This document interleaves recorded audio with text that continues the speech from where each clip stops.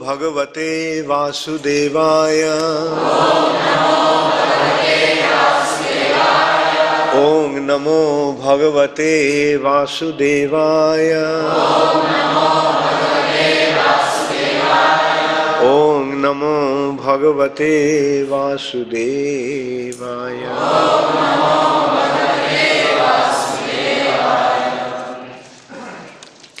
Srimad Bhagavatam, 4th canto, chapter 3, talks between Lord Shiva and Sati. Text 24. Tatte niriksho na pitapi dehakrid daksho mama dvit tadanubratascha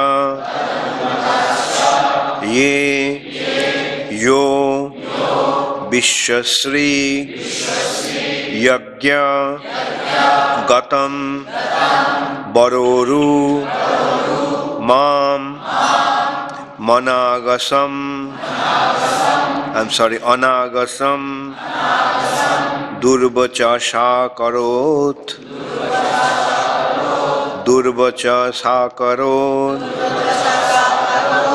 tiraha tatte nirikshona pitapi dehakri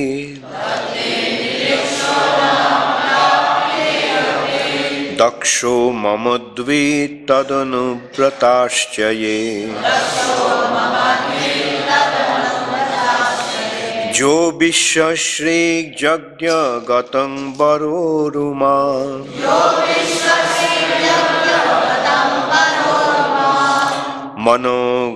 manogasam durvachasa karotira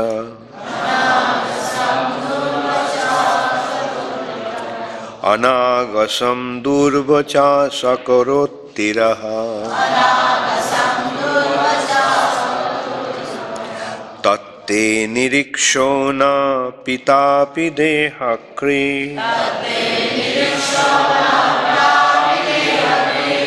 daksho mamadvi tadanubrataschaye jo vishwasrik jagya gatam baroruma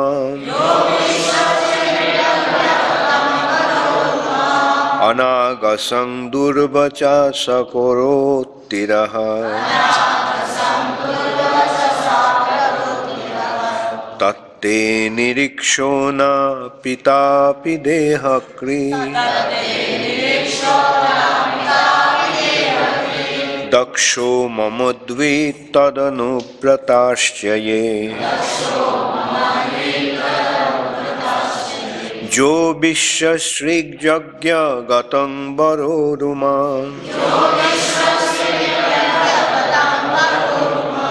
anagasam durvacha sakarotiraha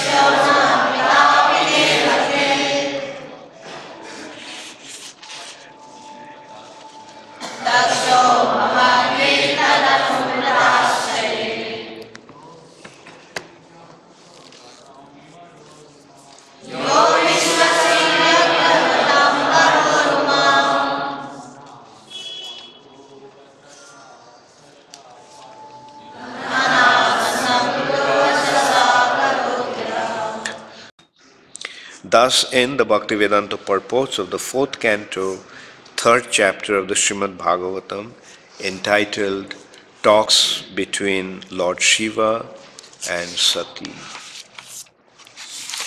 So, in this way, this chapter ends. This chapter is entitled as the talk between Lord Shiva and Sati.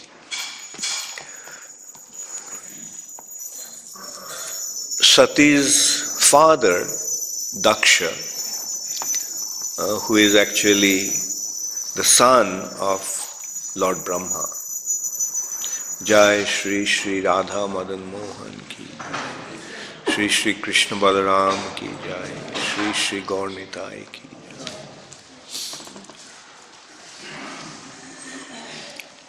Daksha is naturally a very exalted personality.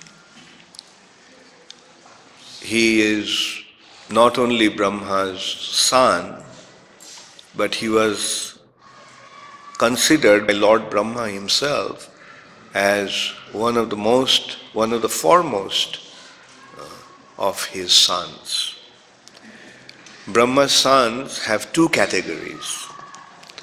One category is the 4 Kumaras, Sanak, Sanatan, Sanandan and Sanat Kumar. They are the first 4 sons of Brahma. Brahma actually wanted to have children to assist him in his responsibility to procreate progeny.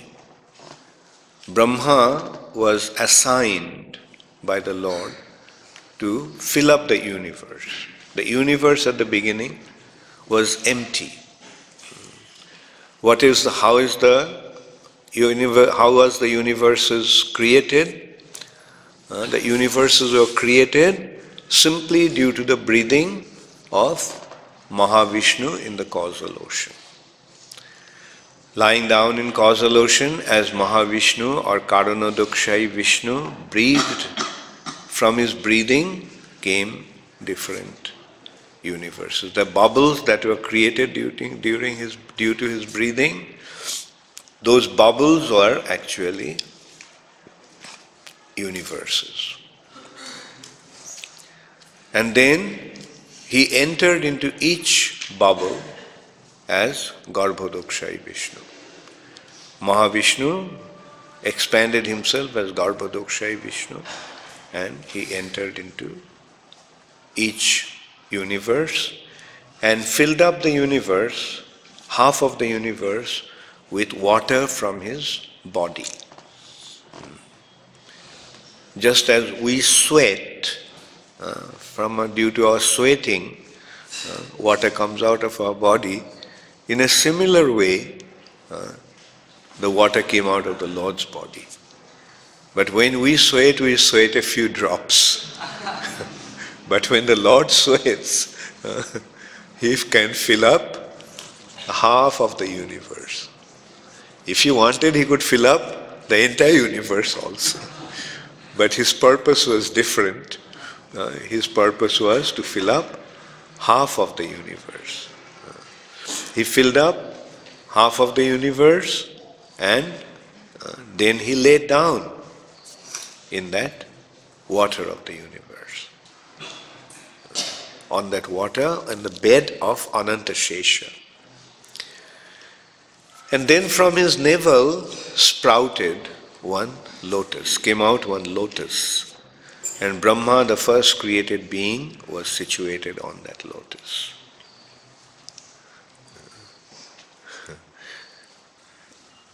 And Brahma at the beginning did not know what he was supposed to do. Brahma's situation was, he woke up, he opened his eyes, and he saw himself sitting there, and he did not have any recollection of his past. His Brahma situation is something like someone is just born, He is born with full consciousness. When you are born, do we have any remembrance of our past, any recollection of our past? No. We are just born. But when we are born, we are practically unconscious. No memory, nothing. And then we gradually acquire our memories. But Brahma's situation was, he opened his eyes and he found, he was fully conscious with his complete intelligence, but no recollection of his past. So at a time like that, what would be one's natural condition? He would wonder, what's the matter? Who am I? Where did I come from? What am I supposed to do here? What is this place? Where I am? And so that was Brahma's situation. And Brahma tried to figure out first he thought that if he climbed down the stem of the lotus, then he'll be able to understand where he came from. And then he will be able to understand who he was. Maybe there will be somebody who could tell him. But in the universe, Brahma is the first created being. There was no one to tell Brahma. There was no one to answer Brahma's questions.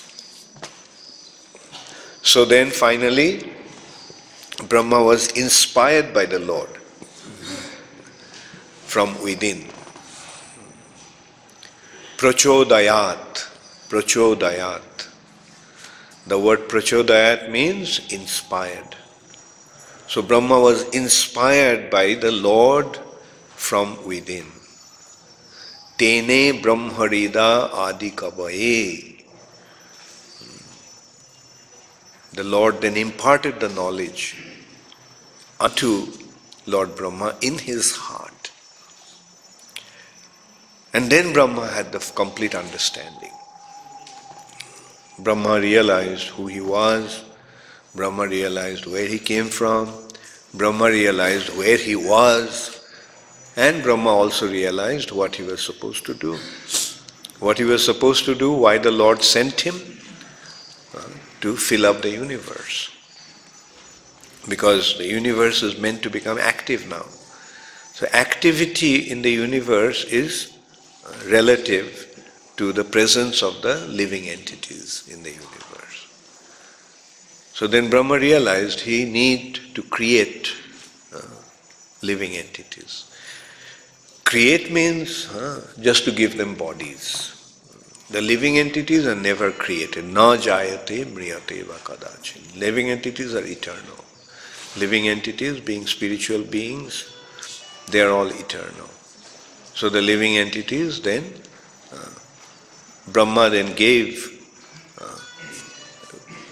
the bodies to 4 living entities from his mind. Therefore they are known as Brahma's Manasaputras. Manasaputra, children who are born from his mind. And they are 4 Kumaras. So when Brahma told them what he wanted them to do, they said, I'm sorry. We are sorry, we don't want to get involved into that messy affair of procreating offsprings. So they denied Brahma's order. So Brahma became angry that they are my children and they are not listening to me. So, but at the same time Brahma could also understand that his anger could destroy his children. Because Brahma is such a powerful personality, just his anger, just as from his mind he could create them, such a powerful personality. Similarly, his anger could have also destroyed them. And Brahma thought, they are my children. I cannot destroy them. I should not destroy them. Therefore, Brahma restrained his anger, controlled his anger. Although Brahma's anger was controlled within, but they came out in the form of Rudra, which is incarnation of Lord Shiva in this universe. And then Brahma created 10 children, again from his mind. And those 10 children were Pulastha, Pulaha, Kratu, Angira, Marichi, etc. and Daksha. And the youngest one was Narad Muni. So these 9 sons were obedient to Brahma. When Brahma said, look, help me in my duty with which I have been assigned here. And they agreed. So they are known as Prajapatis. Prajapati. Praja means children. Procreation. And Pati, the Lord. So they are actually the personalities responsible for procreation. And Brahma made Daksha as the head of the Prajapatis. So in this line, you can see there are 2 lines. One line is a line of renunciation, detachment, and devotion to the Lord. 4 Kumaras and Narad are in that line. Another line is material affairs.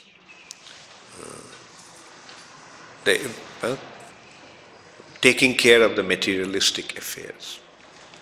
So this is the line of the Prajapatis. So when Daksha he got that position, he decided to perform sacrifices to get the ability and power. The sacrifices are important because they give us the ability to execute the responsibility that one has. So he first performed a Bhajapeya Yajna, and then he decided to perform the Brihaspati Yajna, Brihaspati Sava Yajna. And so everyone was invited in that sacrifice to attend the sacrifice. It's a big affair. Like it's in the higher planetary systems, this is how they actually celebrate different occasions, by performing sacrifice. Just as in the material world, in the earthly affairs, people throw party. So in the similar way, in the higher region, they perform sacrifice. So in that sacrifice, everyone was invited excepting Lord Shiva and his wife Sati. So Sati saw all these demigods and all these Brahmarshis and Maharshis are flying through the space, going to her father's celebration of the sacrifice. And she naturally became attracted to go there. She felt that, there is such a big festival going to take place, so many demigods, all the exalted personalities of the universe are coming. And she wondered, why didn't my father invite me? And then she thought, even if he didn't invite, so what? I will go. I don't need any invitation to go to my father's house. So she went and expressed that desire to Lord Shiva. Now something happened beforehand. Why Daksha did not invite Lord Shiva. In one such assembly where all the exalted personalities were present, when Daksha entered into the assembly, everyone stood up, showing respect to him. Whereas Lord Shiva just kept sitting there without even looking at Daksha. He just kept sitting without standing up. Now the reason why Lord Shiva just kept on sitting without standing up, showing respect to Daksha, was because Lord Shiva was so absorbed in his meditation on the Supreme Personality of Godhead that he didn't have any external consciousness. He didn't notice who was coming and who was going. He was simply absorbed in the thoughts of the Supreme Personality of Godhead. But Daksha became very upset and he kept on insulting Lord Shiva. So this way we can see that Daksha is a perfect representation of a materialistic person. And Lord Shiva is the example of a perfect devotee of the Lord.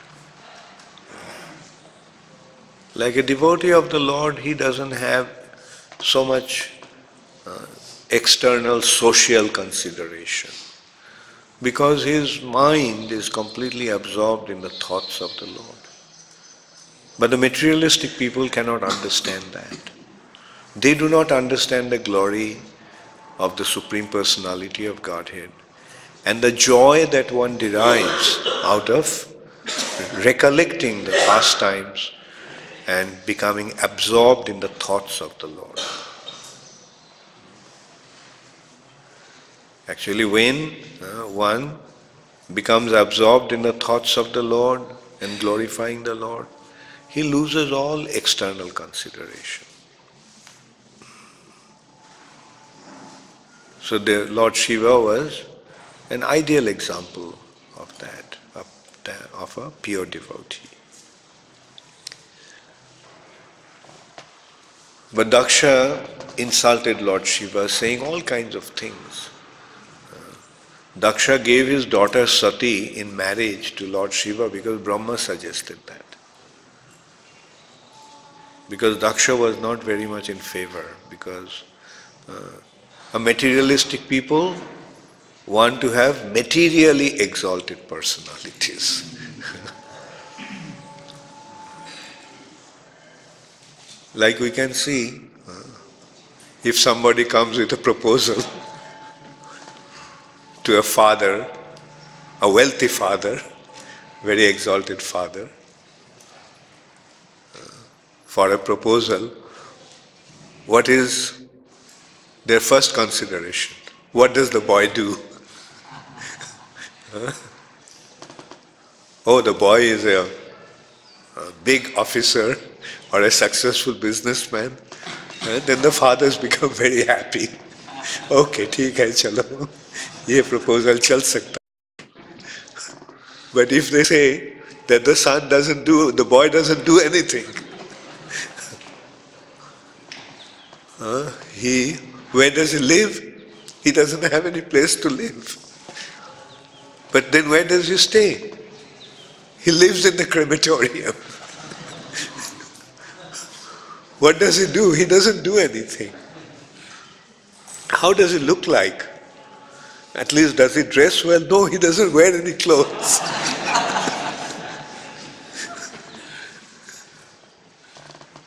Does he wear any ornaments? He considers the snakes to be his ornaments. They'll get a shock of their life when they hear such things. So Daksha's situation was like that. And that's what he gave vent to his anger in this way. That this person, naturally Sati was the youngest daughter, and for the father, the youngest daughters are very, very dear, normally. But Daksha had to give his youngest daughter to such a person, Lord Shiva. But Lord Shiva's situation, he is the most exalted personality in the universe. Jai Shri Shri Gaur Nitai ki Jai. Jai Shri Shri Radha Madan Mohan ki Jai. Jai Shri Shri Krishna Balaram ki Jai.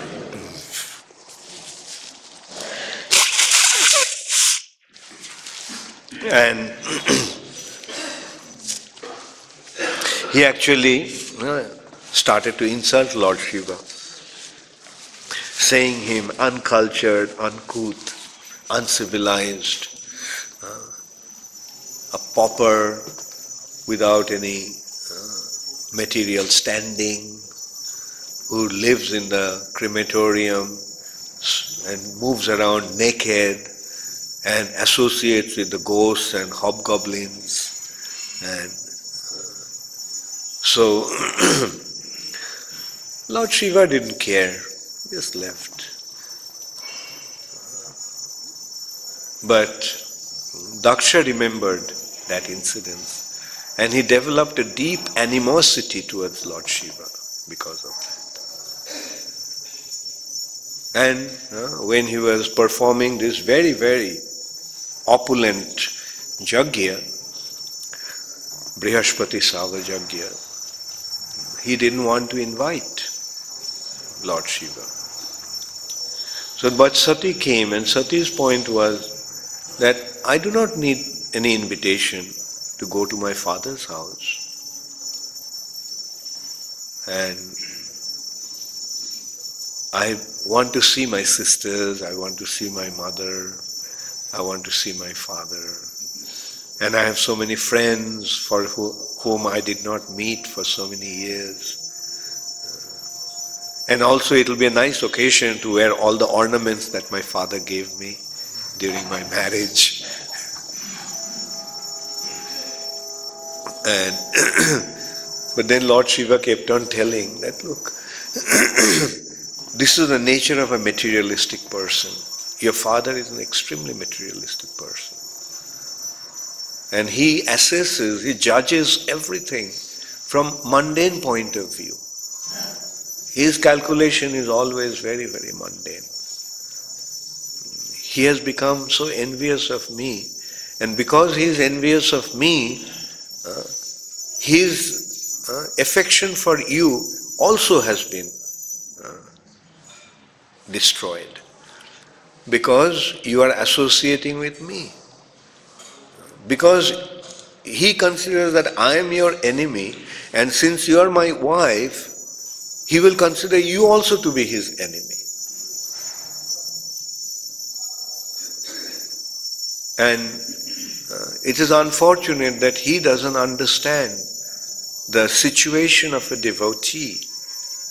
A situation of a devotee is that he is not at all concerned about the mundane affairs. He is beyond the modes of the material nature. Beyond the modes of the material nature means he is completely absorbed in the thoughts of the Supreme Personality of Godhead. He is situated in Krishna consciousness, therefore he doesn't have any consideration for social consideration, material consideration. And then in these two verses, he is pointing out, my dear this verse 24 and 25, I'll read the translation once again, then it will become clear to us why Lord Shiva is speaking like that. Therefore you should not see your father. Although he is the giver of your body, because he and his followers are envious of me. Because of his envy, O most worshipful one, he has insulted me with such cruel words, although I am innocent. If in spite of this instruction you decide to go, neglecting my words, the future will not be good for you. You are most respectable, and when you are insulted by your relative, this insult will immediately be equal to death. So, in this way, Lord Shiva actually forecasted that what might happen. That Sati, if she goes there, her father will insult her, and that insult actually will be the insulting Lord Shiva. And she won't be able to tolerate that, because for a chaste wife, her husband's reputation is the most important thing for her. For a chaste woman, her husband is her everything. And if that husband is insulted, then she will be extremely hurt. And as we will see in the next chapter, which actually is entitled as Sati quits her body. Sati quits her body. Why did Sati quit her body? Because as Lord Shiva foretold, the Daksha insulted Lord Shiva. Sati couldn't tolerate that insult, and she left her body. So that will be very wonderfully explained in the next chapter. So from this, what we understand, that even if the relatives, very, very dear to us, if they are not Krishna conscious, it is better to avoid their association. Because that association will simply bring misery. Of course, I'm not saying that everybody should leave his family if the family members are not. But the point is, as much as possible, try to have any dealings with them, especially when they become so agitated and start to insult the other devotees. That is one thing a devotee cannot tolerate. A devotee cannot tolerate the insult or ninda of other devotees. Why? Because the devotees are naturally very dear to the devotees. The exalted devotees are very dear to the other devotees. And if someone insults that devotee, then it becomes very, very painful to them. And as a result of that, they may act in a very unpredictable way, like Sati quit her body. Chaitanya Mahaprabhu was about to kill Jagai and Madhai, because Jagai and Madhai, Jagai actually hurt Nityananda Prabhu. And as soon as Chaitanya Mahaprabhu got the news, he just immediately appeared there. And although he promised that in this incarnation he will not use any weapon, but he was inviting his chakra to come and kill Jagai and Madhai. But Nityananda Prabhu stopped him. Please don't do that. You took a vow that you will not use any weapon in this age, in this incarnation. When Shishupal was insulting Krishna in the Rajasuya assembly of Yudhishthira Maharaj, then Sahadev became so angry that he wanted to kick him on his head. Bhima was about ready to kill him. So they couldn't tolerate. Even Bhishma Dev stood up and told him that you do not know who you are insulting, who you are speaking like this about. But ultimately, what did Krishna do? Krishna called his Sudarshan Chakra and chopped his head off.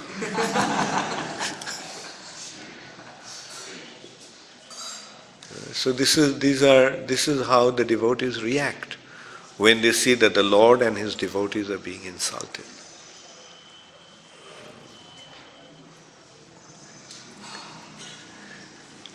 Hare Krishna, all glories to Srila Prabhupada, Gaur Premanande, Hare. Does anybody have any comment or question? Yes, Shankar. Take the mic. Hare Krishna Maharaj, what is the origin of demigods and Ma Durga? Ma Durga is Mahamaya herself. Lord's external energy is Mahamaya, personified. The Prakriti, this Mother Nature, as a person is Mahamaya. The different demigods are also expansions of the Supreme Personality of Godhead. So that's the demigods.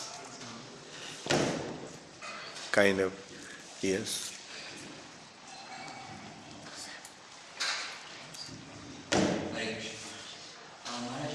How about, we understood about the four Kumaras and the Japatis also. How about Narad Muni, he also pretty denied Brahmaji's instructions? Son. Okay, good point. Okay, Narad Muni also disregarded Lord Brahma's instruction to procreate. But because he was the youngest son and other 9 sons are engaged, he didn't mind it. Let him be.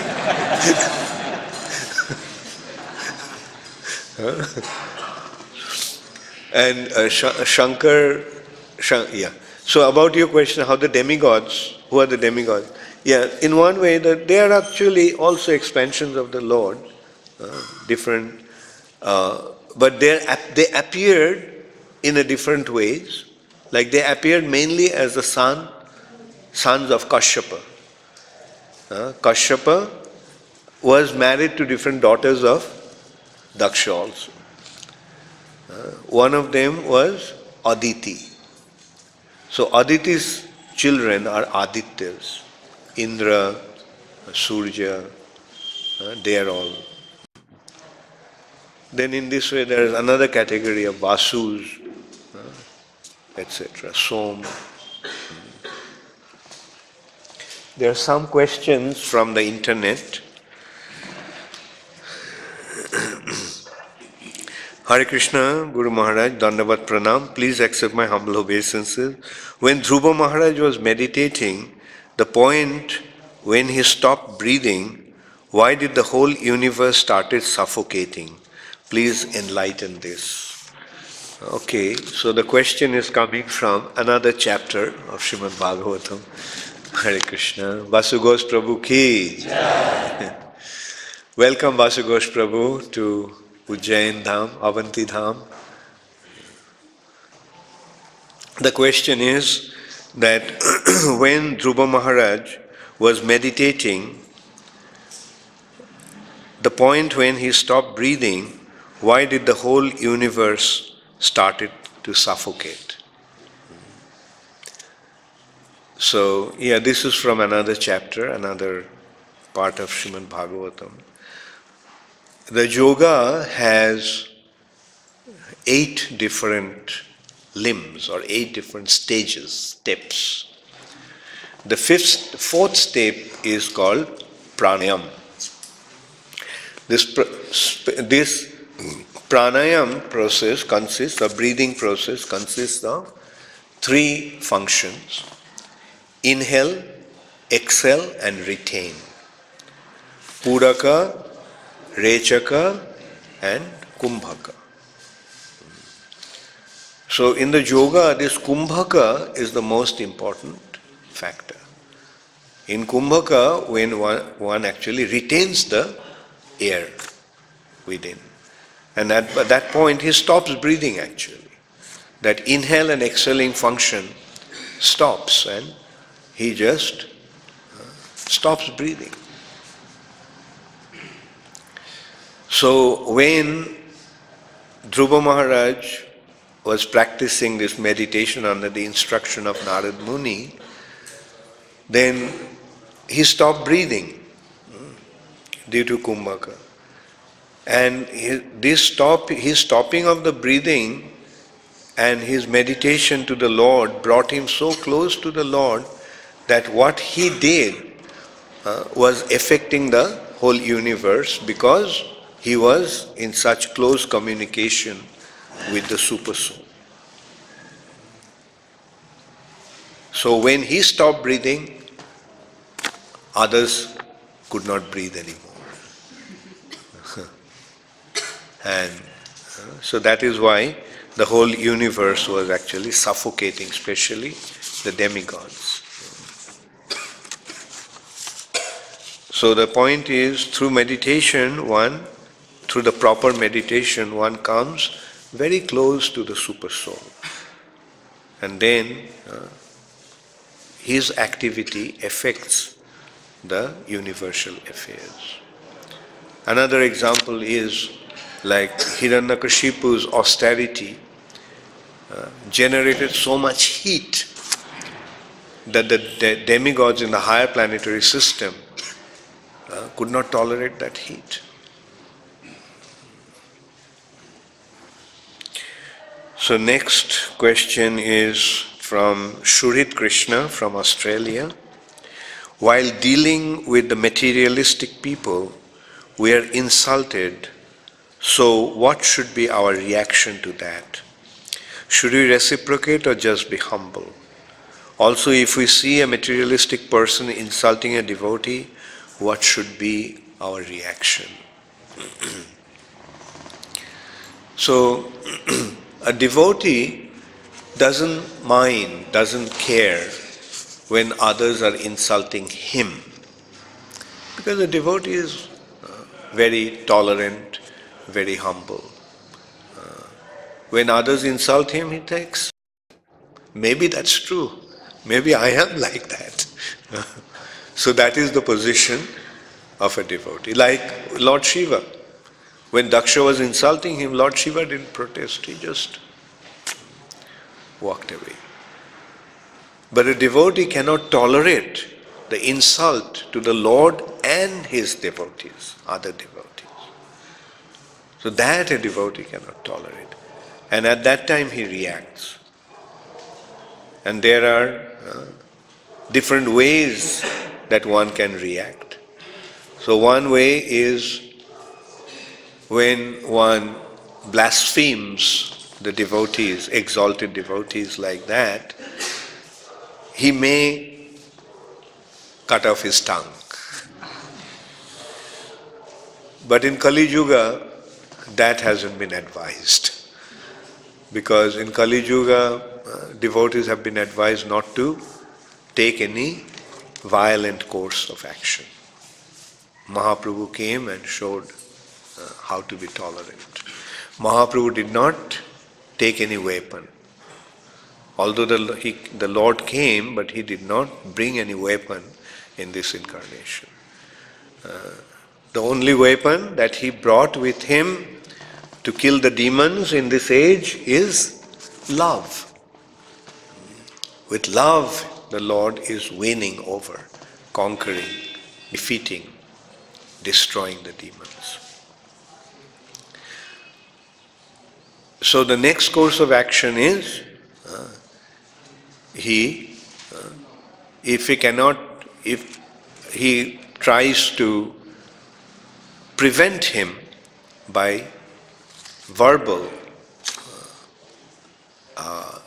reasoning, and if he can't do that, then he walks away from that place. But when he walks away from that place, still he feels so bad that he goes out and immediately takes a bath. Because even to hear the blasphemy of a devotee is so contaminating. So general course of action is to leave the place And if we can't rectify that person, if we can't stop him from doing that, then better to leave the place.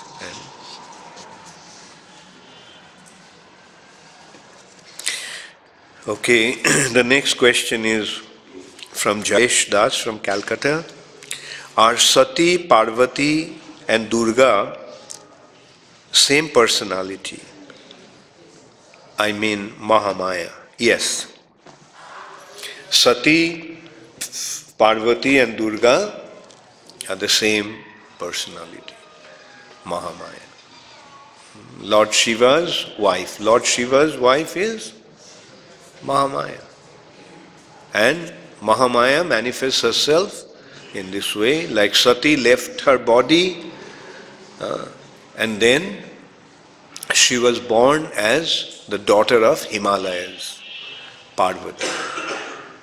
And then she was married to Lord Shiva again. And as a result of that, Skanda, Kartikeya, was born, the general of the demigods.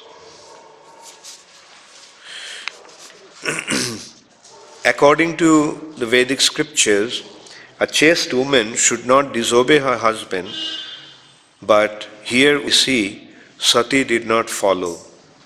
Please explain.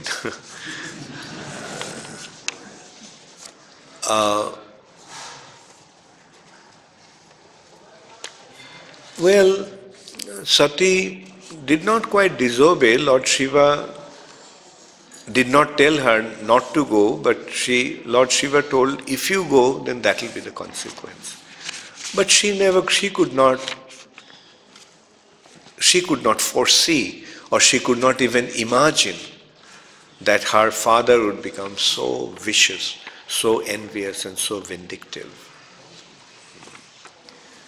But then that's why she actually was, when she realized that she made such a mistake, and then she realized that she should have followed the instruction of her husband in one hand and not have come here, and she couldn't tolerate the insult that her father was inflicting upon Lord Shiva, she decided to leave her body.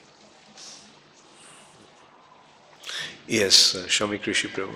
Maharaj, about Sati is giving her body, there is some previous history why when Lord Shiva that she should go. And during Lord Ramchandra's time, Sati and Lord Shiva, they were going because Lord Shiva wanted to see Lord Ram in the forest, and Mother Sita was separated, and then he was going in the woods, and they were looking from a distance, and Lord Ram would ask trees and creepers and rivers and mountains, where is Sita? I Sita, and he was crying. And Sati had a doubt that how the Supreme Personality of Godhead is crying for a woman, for a wife in separation and shedding tears. So she could not understand, or maybe in some way the exalted position of Lord Ram and why he was doing that. And so she wanted to test that is it the Supreme Personality of Godhead. Lord Shiva remained behind, he did not really come in the front. He says, if you want to go, but please be careful. And she made the form of Sita Devi herself. But Lord Ram did not even look. He came and then said, where is Lord Shiva? And she immediately recognized Lord Ram that this is not Sita, but it is that she is Sati. And so she did not respond anything. And Lord Shiva asked what happened. She kept quiet. She did not say a word. But Lord Shiva understood everything, that she tried to test and become. So he considered that now she met the form of Sita, who is my worshipable goddess. So how I cannot accept her as my wife now, because she tried to trick Lord Ram. So he wanted to not to accept that they were living completely separately, not like wife and husband. And now this incident in another yuga, another time this happened. And so Sati asked, and Lord Shiva not giving permission, as you said, but she just went and gave up that body so she could be accepted again as his wife. in the next world. So that's because that body, she tried to become like Sita Devi. That's why I'm saying. I hope that's. Thank you. Hare Krishna. Hare Krishna. Yes.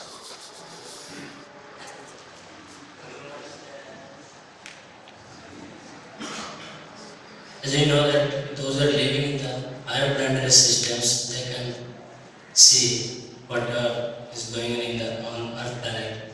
Like when Dakshamara was performing different demigods, they could see what is happening on Earth planet. But means those who are living in subterranean heavenly planets, like in the lower planetary system, then why can't we see what is happening there? Because those who are living in the higher planetary systems, they can see what is happening.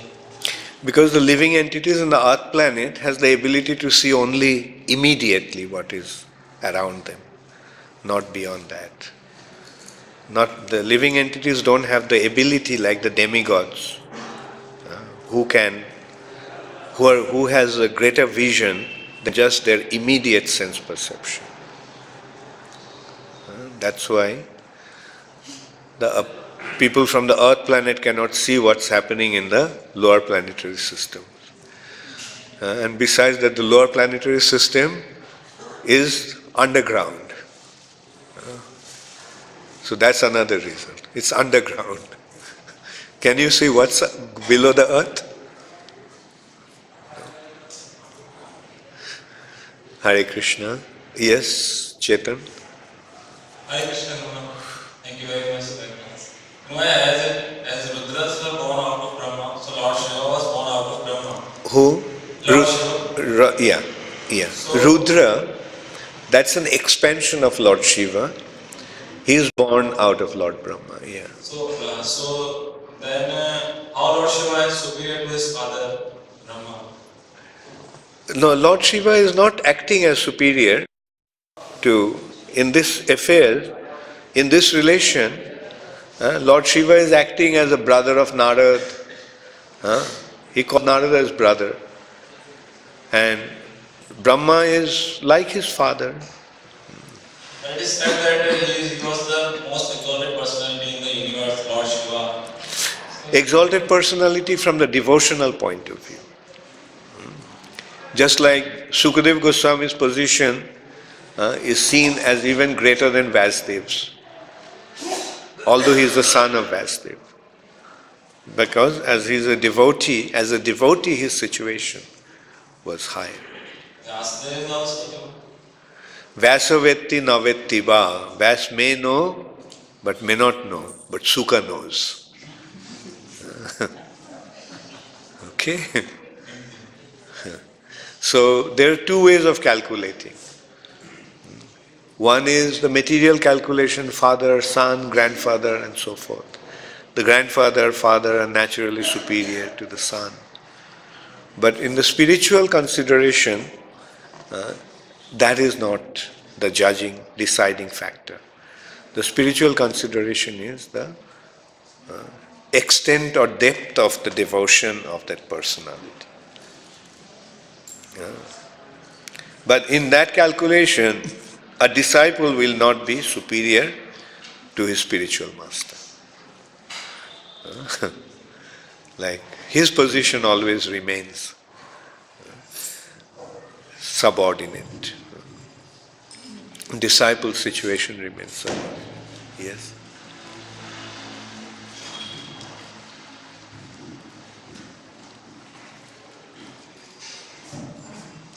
Krishna Guru Maharaj, many of the students insult devotees. Devotees insult, then what? Devotees is not anything to do, but Krishna is angry, like Chaitanya Prabhu and Nityananda Prabhu do not do anything, but Chaitanya Prabhu angry. So we can prevent them because they are also covered by the Maya, material person. I couldn't understand. I can't understand what he's saying. Hindi में बोलो. ऐसे लोग devotee की insult करते हैं. हाँ, insult करते हैं. तो जैसे कि आपने बताया महाराज कि नित्यानंद प्रभु की इंसल्ट की गई. उन्होंने तो कुछ नहीं किया, पर चेतन प्रभु ने इसको ऐसे अभी कृष्ण कृष्ण भगवान है वो भी एंग्री हो जाते हैं, तो वो उस मटेरियल पर्सन को श्राप देंगे, then we can prevent them, उस पर्सन को अपन प्रिवेंट बचाएं, भगवान से प्रे करें कि Do you understand, Swami Krishna Prabhu? The gift. उनका ये कहना है कि जब इसकी इंसल्ट करते हैं दूसरे जो मटेरियलिस्ट पर्सन, तो उनका ये डर है कि इनके कारण भगवान उनको कुछ श्राप नहीं। ओ, ये ठीक है, ये भावना सही है। तो भगवान के पास प्रार्थना करना ताकि भगवान उसको क्षमा कर दे। Okay, just yes. Well, my question is in relation with the universal form in Bhagavad Gita. Universal, yeah, okay. Like, did Sanjay also saw the universal form? And second is like, Krishna speaks that that is of not much value, the universal form. So why is that? These two questions. Sanjay, first, what was the question? Like, Did Sanjay also? yeah, so you two questions. Yeah. Yes, Sanjay also saw that. Otherwise, how could he describe that? That's one point. And the universal form is, as Prabhupada described, is the material manifestation of the Lord's. Like, universal form is in relation to the material nature. That is not a spiritual. So that's why the universal form is not so important for the devotees. Although the universal form is the Lord is the sum total of the entire creation. So that aspect of the Lord is the universal form. And the devotees are not interested in that form. Therefore we see Krishna, Arjuna is requesting Krishna to show his forearm form.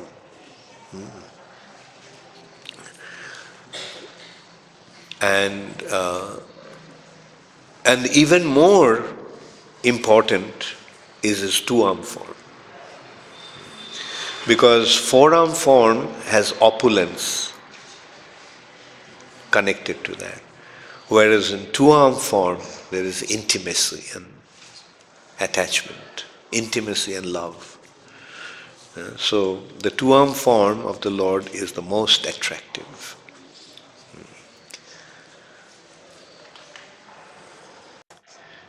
So the question is, the husband and father are equally worshipable for a woman. Is this true also for woman who is a devotee? How is woman who is aspiring to be a devotee to understand her husband?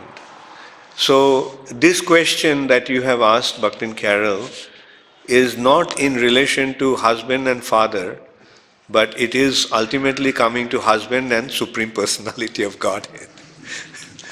So when it is a choice between Supreme Personality of Godhead and husband, then it is left up to the woman herself to decide. Because if we comment on that, it may lead to some problem.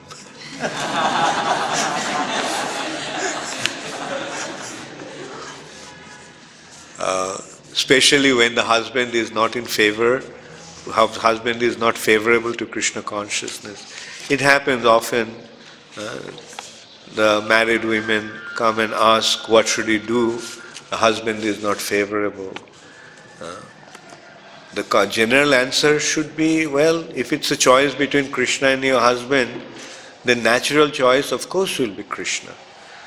Because in your previous lives, you have so many husbands. Do you remember any one of them? Similarly, this husband also will be forgotten in your next life. But your relationship with Krishna is eternal. So, for the social consideration, one may maintain her relationship with her husband, but ultimately, we have to give up everybody for the sake of Krishna, if he is not Krishna conscious. Then from Bhopal base, question came, Guru Maharaj, Daksha was a Prajapati of whole universe.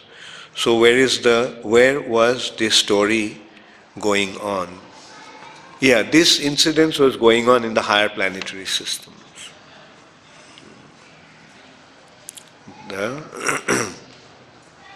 The universe has 7 higher planetary systems, and this was going on in that plane.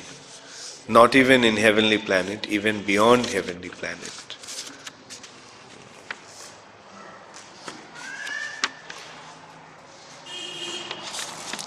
Okay, so I'll stop now. Thank you all very much. All glories to Srila Prabhupada. Gaur Premanande Hari Hari.